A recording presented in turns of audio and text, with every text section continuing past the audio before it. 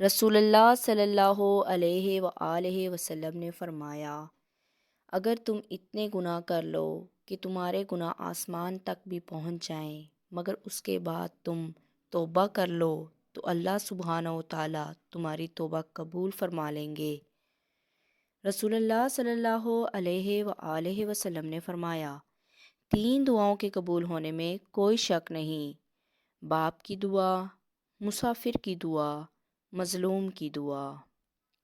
رسول اللہ صلی اللہ علیہ وآلہ وسلم نے فرمایا، جو کسی مسلمان کو ایسی جگہ ذلیل کرے گا جہاں اس کی عزت کی جاتی ہے تو اللہ اسے ایسی جگہ ذلیل کرے گا جہاں اسے اللہ کی مدد کی ضرورت ہو۔ رسول اللہ صلی اللہ علیہ وسلم نے فرمایا، ہیرات کو مت روکو ورنہ تیرا رزق بھی روک دیا جائے گا۔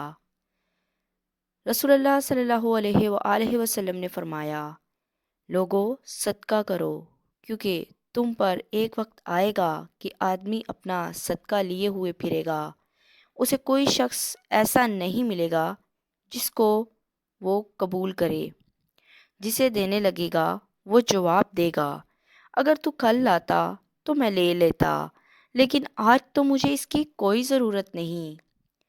رسول اللہ صلی اللہ علیہ وسلم نے فرمایا، قرآن مجید میں 3 آیات والی ایک سورت ہے جو اپنے تلاوت کرنے والے کی اس وقت تک سفارش کرتی رہے گی جب تک کہ اس کی بخشش نہیں ہو جاتی۔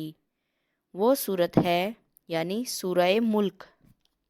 رسول اللہ صلی اللہ علیہ وآلہ وسلم نے فرمایا، اللہ پاک کو یہ بات پسند ہے کہ بندہ ہر نوالے اور گون پر اللہ کا شکر ادا کرے۔ نبی کریم صلی اللہ علیہ وآلہ وسلم نے فرمایا، جو مسلمان کسی بھائی کو لباس پہناتا ہے تو جب تک اس کے جسم پر ٹکڑا بھی رہتا ہے، پہنانے والا اللہ پاک کے حفظ و ایمان میں رہتا ہے۔